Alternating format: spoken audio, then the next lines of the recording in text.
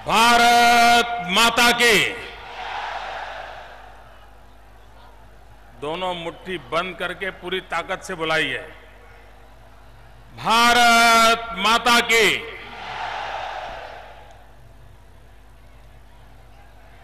रौरे मन के जोहार।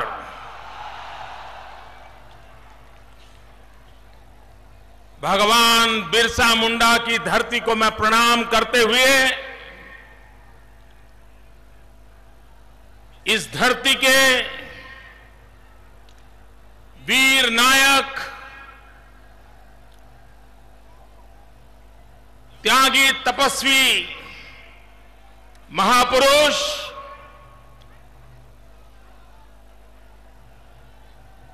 और जिसकी श्रृंखला निरंतर बनी रही है, सिद्धो हो, कान्हो हो, चांद हो, भैरव हो, ठाकुर विश्वनाथ सहदेव हो, शेख भिखारी जी हो, नीलांबर जी की बात करें या पीतांबर जी की, गणपत राय जी का पुण्य स्मरण करें, कितने कितने महापुरुष जिन्होंने इस भूमि को अपने बलिदान से, अपने त्याग तपस्या से, अपने समर्पण से सिंचित किया। ऐसी इस पवित्र भूमि को मैं शत शत वंदन करता हूं। मंच पर विराजमान भारतीय जनता पार्टी के राष्ट्रीय अध्यक्ष आदरणीय श्री राजनाथ सिंह जी, प्रदेश भाजपा के अध्यक्ष डॉक्टर रविंद्र राय जी, आदरणीय यशवंत सिन्हा जी, श्री करिया मुंडा जी, श्री अर्जुन मुंडा जी, रमापति राय त्रिपाठी जी,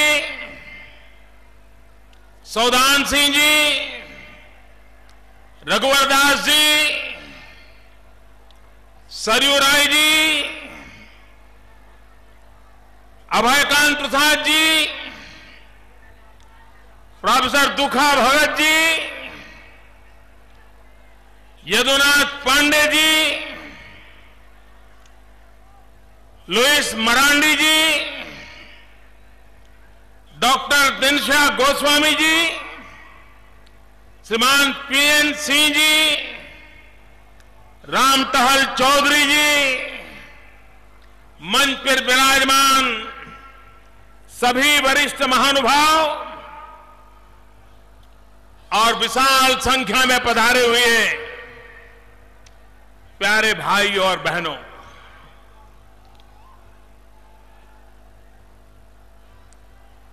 अगर विश्व के सामने झारखंड के पास जो प्राकृतिक संपदा है, भू संपदा है, सामर्थ्यवान मानव बल है, उसका ब्यौरा दुनिया के आर्थिक पंडितों को दिया जाए और अगर उनको पूछा जाए कि जिस राज्य के पास इतनी अपार संपत्ति हो, उस राज्य की आर्थिक स्थिति क्या होगी, भाइयों बहनों, मैं विश्वास से कहता हूं, दुनिया के किसी भी पंडित के सामने ये जानकारियां रखी जाएं तो जवाब एक ही आ जाएगा कि यह राज्य दुनिया के समृद्ध देशों की बराबरी में हो सकता है। दुनिया के समृद्ध देशों की बराबरी में हो सकता है। इतनी संपदा का ये राज्य गरीब क्यों है? अमीर राज्य की गोद में गरीबी क्यों पल रही है? इसका जवाब आजादी के बाद जिन्होंने देश की बागडोर संभाली है, उस दल ने, उनके नेताओं ने और उनकी सरकारों ने जवाब देना पड़ेगा। भाइयों बहनों, देश आजाद हुआ तब से अलग झारखंड की भावना प्रबलता के साथ प्रकट होती रही। झारखंड के लोग अपने भाग्य का फैसला खुद करना चाहते थे। अपने सामर्थ्य का, अपने शक्ति का उपयोग अपने लोगों की भलाई के लिए करना चाहते थे। लेकिन 50 साल तक दिल्ली की सल्तनत ने झारखंड की आवाज नहीं सुनी। झारखंड बनाने की मांग को ठुकरा दिया गया। कभी कभार उसे दबाया गया, दबोचा गया। भाइयों बहनों, ये अटल बिहारी वाजपेयी थे जिन्होंने झारखंड के सामान्य लोगों की भावनाओं को समझा, उनकी आशा आकांक्षाओं को समझा और झारखंड राज्य का निर्माण हुआ। भाइयों बहनों, हम अटल बिहारी वाजपेयी जी के सदा सर्वदा आभारी रहेंगे कि उन्होंने हमें झारखंड दिया, अपना भाग्य अपने हाथों से बनाने का अवसर दिया। और मुझे विश्वास है मित्रों, जिन सपनों के साथ, जिन उम्मीदों के साथ वाजपेयी जी ने झारखंड बनाने के लिए सोचा, उन उम्मीदों को हमें पूरा करना है। उस महापुरुष की आशा आकांक्षाओं को पूर्ण करने का हमें संकल्प करना है। और अटल जी के मन को आनंद तब आएगा जब हम उनके सपनों का झारखंड बना करके उनके चरणों में प्रस्तुत करेंगे, तब जाकर के उनके जीवन का सर्वाधिक आनंद होगा। भाइयों बहनों,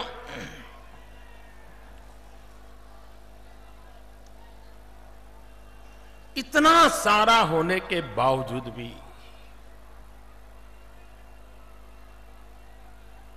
झारखंड की गरीबी बढ़ती ही जा रही है। कारण क्या है? भाइयों बहनों, मैं आपके सामने 3 राज्यों का उदाहरण देना चाहता हूं। इन 3 राज्यों का निर्माण वाजपेयी जी के हाथों से हुआ। मध्य प्रदेश से अलग छत्तीसगढ़ बना, बिहार से अलग झारखंड बना, उत्तर प्रदेश से अलग बद्रीनाथ बना, उत्तराखंड बना। भाइयों बहनों, जरा देश के पंडितों, इतना तो सोचो क्या कारण है कि 3 राज्य जिन्होंने एक साथ जन्म लिया था, जिनकी कठिनाइयां समान थी, क्या कारण है छत्तीसगढ़ विकास की दौड़ में आगे निकल गया, झारखंड और उत्तराखंड पिछड़ गए? कारण क्या है? जब तक इस कारण को गंभीरता से नहीं सोचेंगे, तब तक आगे जाने का रास्ता नहीं मिलेगा। भाइयों बहनों, छत्तीसगढ़ की जनता ने दीर्घदृष्टि के साथ इस बात का फैसला किया कि विकास के मार्ग पर आगे बढ़ना है। विकास ही समस्याओं का समाधान करेगा, विकास ही नौजवान का भविष्य तय करेगा, विकास ही गरीबों का कल्याण करेगा। और छत्तीसगढ़ की जनता ने वहां राजनीतिक स्थिरता पैदा की, बार बार भारतीय जनता पार्टी को सेवा करने का मौका दिया, और उसका परिणाम ये आया कि आज छत्तीसगढ़ हिंदुस्तान में विकास के दौर पर नई ऊंचाइयों को पार कर गया। अगर उत्तराखंड में, अगर झारखंड में राजनीतिक स्थिरता होती, इतना ही नहीं, भारतीय जनता पार्टी की विकास की राजनीति का मार्ग अपनाया होता, तो आज झारखंड जैसा समृद्ध प्रदेश, वहां के लोग गरीब न होते, गरीबों से लड़ाई लड़के, गरीबी से मुक्ति प्राप्त करके झारखंड 10 साल के भीतर भीतर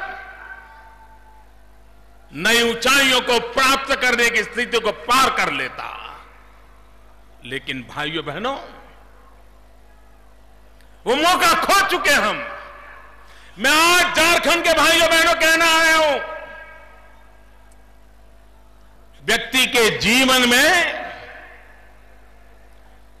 उम्र का 13वीं साल का पड़ाव बड़ा महत्वपूर्ण होता है। अपने परिवार में भी बेटा हो या बेटी, उसका सर्वांगीण विकास 13 से 18 साल की उम्र में होता है। ये बड़ी महत्वपूर्ण उम्र होती है।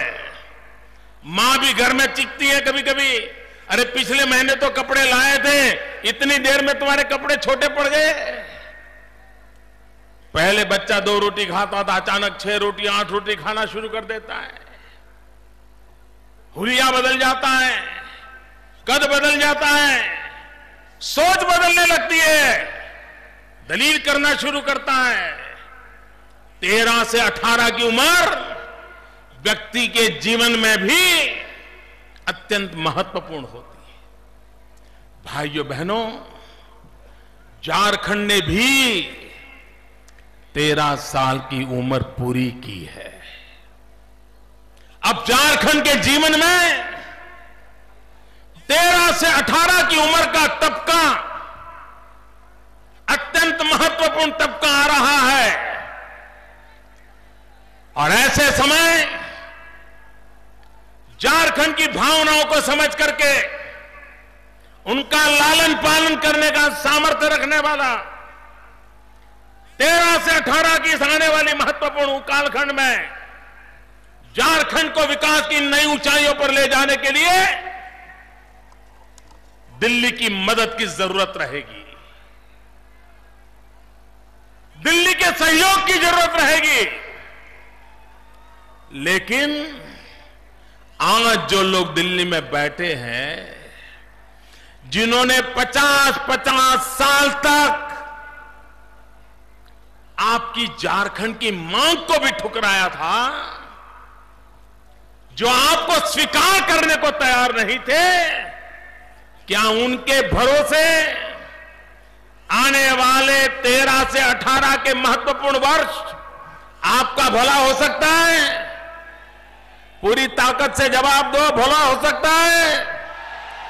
दिल्ली में आज जो बैठे उन पर भरोसा कर सकते हैं। इनके भरोसे आपका भाग्य बदल सकता है। इनके भरोसे नौजवानों का भविष्य बन सकता है। कतई नहीं बन सकता है भाइयों। और इसलिए झारखंड में 14 सीटें हैं। 2014 में चुनाव है। 14 में 14 की 14 सीटें राजनाथ सिंह जी के चरणों में हम दे और झारखंड का भाग्य निर्धारित करने की दिशा तय कर ले। मैं झारखंड वासियों से प्रार्थना करता हूं, ये 13 से 18 साल की उम्र को गंवाना मत। एक दिन भी बर्बाद होने मत देना। यही तो कालखंड होगा जिस कालखंड में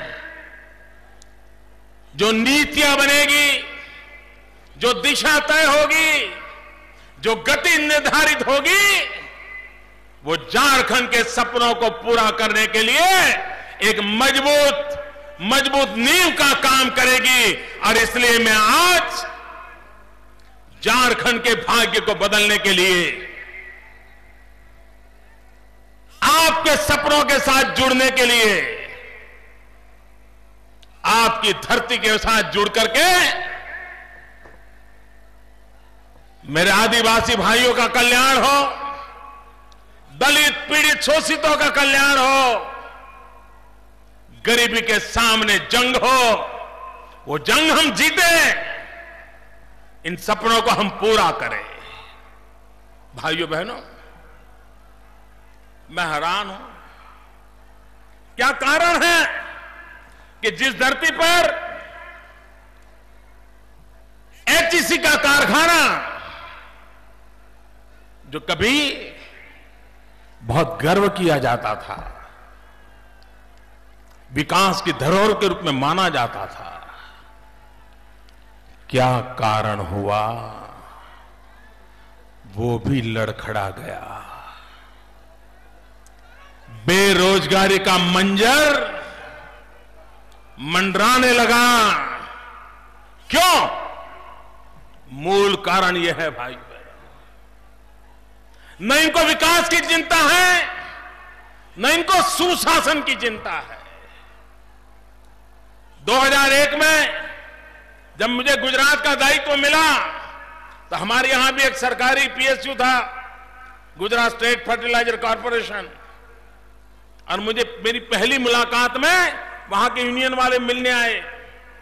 बोले, मोदी जी इतने साल नौकरी की, जीएसएफसी बंद हो रहा है, हम जाए तो जाए कहां? इस उम्र में हमें नौकरी कौन देगा? मैंने कहा, मुझे 3 वीक दे दीजिए, हम आपको रास्ता क्या हो सकता है उसकी चर्चा करेंगे। मैं नया था, पहला ही दिन था मुख्यमंत्री के नाते। भाइयों बहनों, हिंदुस्तान में पीएसयू जो बनते हैं, देखते ही देखते वो लड़खड़ा जाते हैं, गिर पड़ते हैं। या तो उसको बेचने की नौबत आती है, या तो उसको ताले लगाने की नौबत आती है और लोग बेरोजगार हो जाते हैं। हमने कहा, हम ये 2 रास्तों पे नहीं चलेंगे, हम तीसरा रास्ता अपनाएंगे। और हमने तय किया कि हमारे उस गुजरात स्टेट फर्टिलाइजर कॉर्पोरेशन को हम प्रोफेशनलिज्म की ओर ले जाएंगे, टेक्नोलॉजी अपग्रेडेशन करेंगे, मैनेजमेंट में सुधार लाएंगे, फालतू खर्चों को कम करेंगे। और भाइयों बहनों, मैं आज विश्वास से कहता हूं कि लुढ़का हुआ हमारा एक पीएसयू आज सबसे अधिक मुनाफा करने वाला पीएसयू बन गया। लोगों की रोजी रोटी की गारंटी हो गई। क्या देश में नहीं हो सकता है? हो सकता है। इरादे चाहिए, सिर्फ वादे नहीं और इरादे भी नेक चाहिए, नेक इरादे तब जाकर के होता है। लेकिन न इनके पास इरादे हैं, न इनके पास इरादों में नैतिकता है। भाइयों बहनों, पुराने जमाने में हम कथा सुनते थे। पुराने जो अपने पुराण है उसमें आता था कि ऐसी ऐसी घटना घट रही थी और अचानक एक आकाशवाणी हुई और उस आकाशवाणी से ये संदेश सुनने को मिला। ऐसा हमारे पुराणों में बहुत कथा आती है। भाइयों बहनों, इन दिनों अगर हम गौर से देखें तो ऐसा ही चल रहा है। जो खुद जिम्मेवार है, ये परिस्थिति पैदा करने के लिए जो जिम्मेवार है, परिस्थिति से बाहर निकालने की जिनकी जिम्मेवारी है, देश की जनता ने जिनको बागडोर दी है, वे भी जैसे पुराने जमाने में आकाशवाणी हुआ करती थी वैसे आकाशवाणी की तरह शब्दों को छोड़ देते हैं, कोई दायित्व निभाते नहीं है, पत्रकारों को बुलाते हैं और जैसे उनका कोई लेना देना नहीं। महंगाई से उनकी जिम्मेवारी नहीं, भ्रष्टाचार से उनकी जिम्मेवारी नहीं, अचानक आकाशवाणी करके छुप जाते हैं। भाइयों बहनों, पुराणों में आकाशवाणी लोगों को सोचने के लिए मजबूर करती थी। आज के जमाने में आपकी आकाशवाणी आपके छल कपट को प्रदर्शित करती है। जनता की आंख में धूल झोंकने का आपका प्रयास साफ साफ दिखता है। आप मुझे बताइए भाइयों बहनों, महंगाई कम होनी चाहिए कि नहीं होनी चाहिए? गरीब के घर में चूल्हा जलना चाहिए कि नहीं जलना चाहिए? गरीब के बच्चों को रात को खाना मिलना चाहिए कि नहीं मिलना चाहिए? क्या ये जिम्मेवारी सरकार की है कि नहीं है? ये जिम्मेवारी दिल्ली सरकार की है कि नहीं है?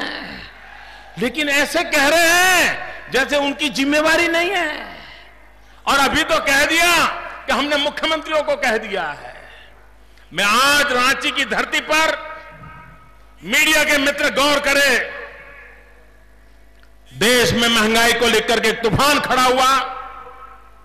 प्रधानमंत्री को मुख्यमंत्रियों की मीटिंग बुलाने के लिए मजबूर होना पड़ा। 3 साल पहले मुख्यमंत्रियों की मीटिंग बुलाई गई, उस मीटिंग में चर्चा हुई। आखिरकार प्रधानमंत्री ने कुछ कमेटियां बनाई महंगाई कम करने के उपाय खोजने के लिए। एक कमेटी का चेयरमैन मुझे बनाया, मेरे साथ 3 और चीफ मिनिस्टर लगाए। वो तीनों चीफ मिनिस्टर यूपीए के और कांग्रेस के थे। हमने रिपोर्ट बनाई, रिपोर्ट दी। उनको रिपोर्ट दिए भी 2.5 साल हो गए और हमने कहा महंगाई कम करने के लिए ये 20 इनिशिएटिव लेने चाहिए और हमने उनको 62 एक्शनेबल पॉइंट बताए। वो ड्राफ्ट में खुद प्रधानमंत्री जी को जाकर के दे आया। प्रधानमंत्री जी ने कहा बहुत अच्छा काम हुआ है। लेकिन भाइयों बहनों, 2.5 साल होने आए, दिल्ली की सरकार जिसको लकवा मार गया है, महंगाई के उपायों के लिए अनेक सुझाव देने के बाद भी कोई काम नहीं किया, उस पर कोई काम नहीं किया। और आज आकाशवाणी हो रही है, मुख्यमंत्री ये करेंगे, मुख्यमंत्री वो करेंगे। भाइयों बहनों, जो भ्रष्टाचार में लिप्त है, भ्रष्टाचार के उन पर इतने दाग लगे हैं, ये जो आकाशवाणी करने वाले हैं ना, उनके शब्दों में अगर ईमानदारी है तो सबसे पहले ये झारखंड में भ्रष्टाचार कैसे पनपा है और कांग्रेस की गोद में पनपा है, उसका जवाब देना चाहिए उन्होंने। भाइयों बहनों, मैं हैरान हूं, झारखंड में इतनी वर्षा होती है, इतना पानी आता है परमात्मा की कृपा से, लेकिन झारखंड के लोगों को पीने का पानी उपलब्ध न होता हो। भाइयों बहनों, इससे बड़ी दर्दनाक बात क्या हो सकती है? इससे बड़ी शर्म की बात क्या हो सकती है? आप मुझे कहिए भाइयों, आजादी के इतने सालों के बाद आपको पीने का पानी मिलना चाहिए कि नहीं मिलना चाहिए? जितना पानी पीने के लिए चाहिए उतना मिलना चाहिए कि नहीं मिलना चाहिए? जो सरकारें आपको पीने का पानी तक न दें, किसान को खेत में पानी न मिले, वो सरकार और क्या भला कर सकती है? भाइयों बहनों, मेरे गुजरात में इतनी वर्षा नहीं होती, मेरे यहां नदियां भी नहीं है, लेकिन क्या उन गरीब लोगों को पानी के लिए तरसते रखेंगे? हमने रास्ता खोजा, हमने छोटे छोटे चेक डैम बनाए, लाखों की तादाद में बनाए, बरसात के बूंद को बूंद रोकने की कोशिश की, जल स्तर ऊपर लाए, पाइपलाइन से पानी ले जाने की व्यवस्थाएं की। थैंक यू दोस्तों, थैंक यू। और भाइयों बहनों, गुजरात के हजारों गांवों में कभी टैंकर से पानी जाता था, आज नलके में पानी पीने का मिल रहा है। यह झारखंड में भी हो सकता है, यह झारखंड में भी हो सकता है दोस्तों। और इसलिए मैं कहने आया हूं कि भाइयों बहनों, अगर हम निर्धार करें तो समस्याओं का समाधान कर सकते हैं। और मुझे याद है, यहां से हमारे कार्यकर्ता ने मुझे प्रभात खबर इस अखबार की कॉपियां भेजी थी, और शायद हफ्ते भर बहुत बारीकी से गुजरात में पानी का प्रबंधन कैसे हो रहा है, पानी बचाने की योजना कैसे हो रही है, उसका विस्तार से रिपोर्ट झारखंड की जनता के चरणों में रखा था। लेकिन भाइयों बहनों, यहां की सरकारों को, कांग्रेस पार्टी को, दिल्ली में बैठी हुई सरकार को लोगों की भलाई के लिए कुछ करना नहीं है, और उसी का परिणाम है कि आज विकास की स्थिति को वो स्वीकार नहीं करते, न ही उस दिशा में जाने का प्रयास करते हैं। थैंक यू मित्रों, थैंक यू। अरे आपके प्यार के लिए मैं आपका आभारी हूं भाइयों बहनों। भाइयों बहनों, आप मुझे बताइए, लोग मुझे कभी कभी पूछते हैं, मोदी जी आपका विजन क्या है? हमें पूछते हैं, कोई मुझे बताए भैया, कोयला झारखंड में हो और बिजली बाहर से लानी पड़े, ये क्या विजन है क्या? अगर आज से सालों पहले समझ होती, यहां से कोयला ढोकर के ले जाने के बजाय जहां कोयला है वहीं बिजली के कारखाने लगे होते, तो देश के कोने कोने में बिजली ले जाना सरल हो जाता, और बिजली झारखंड पूरे हिंदुस्तान को उजाला दे सके इतनी ताकत थी। लेकिन आज वही झारखंड अंधेरे में डूबा हुआ है। भाइयों बहनों, एक दृष्टि चाहिए।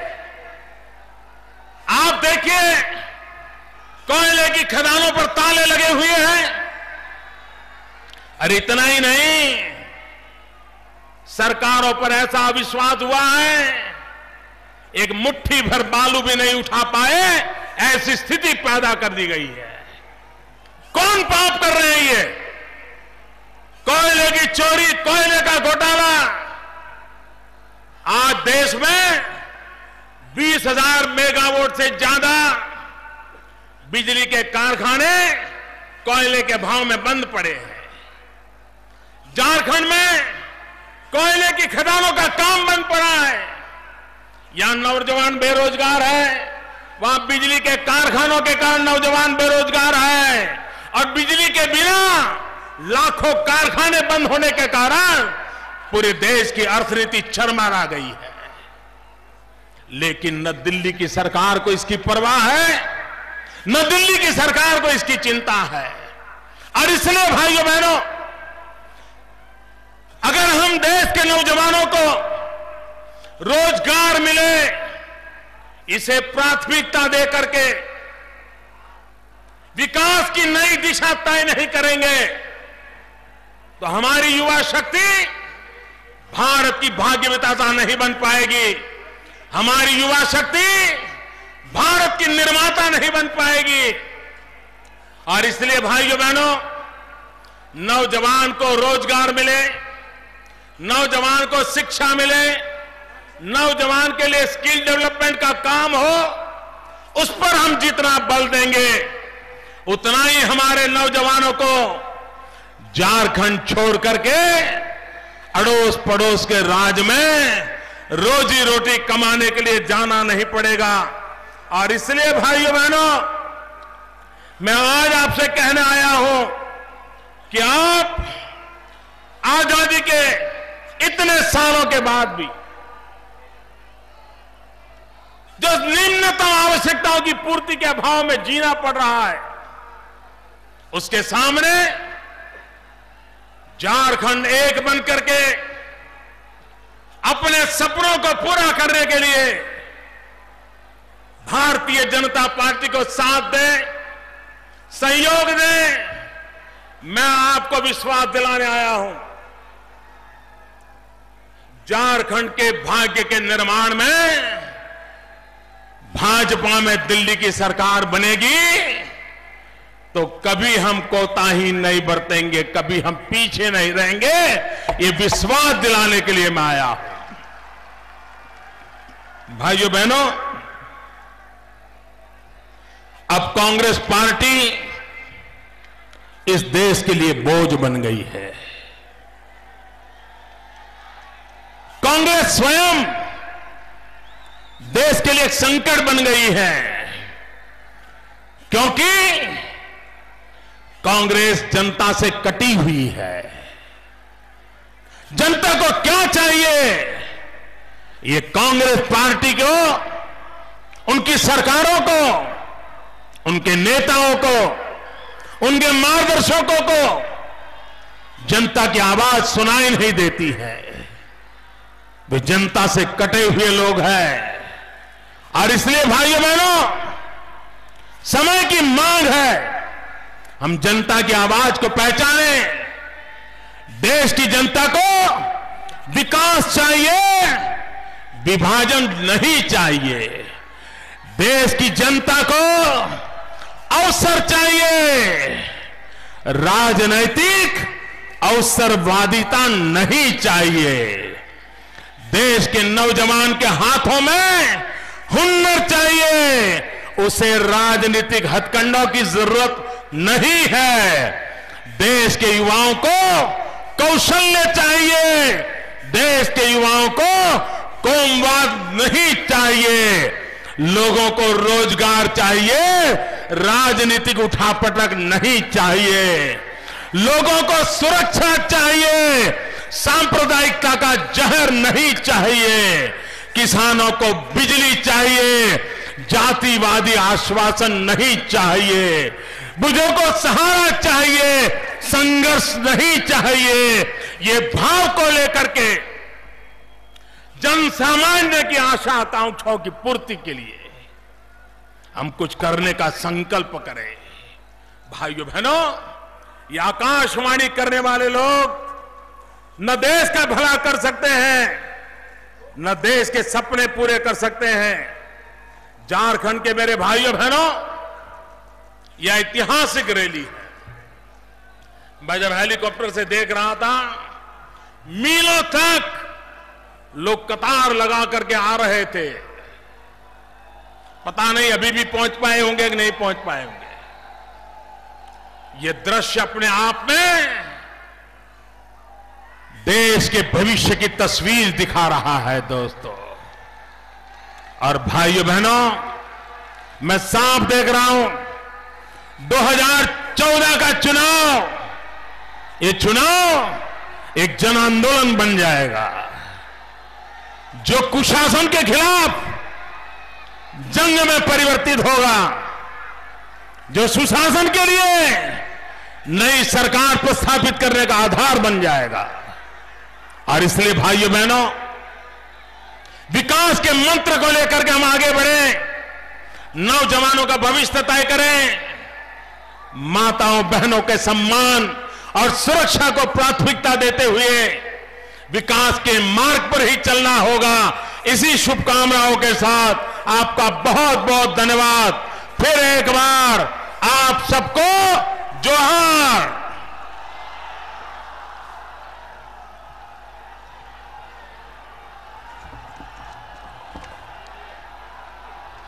मैं अनुरोध करता हूं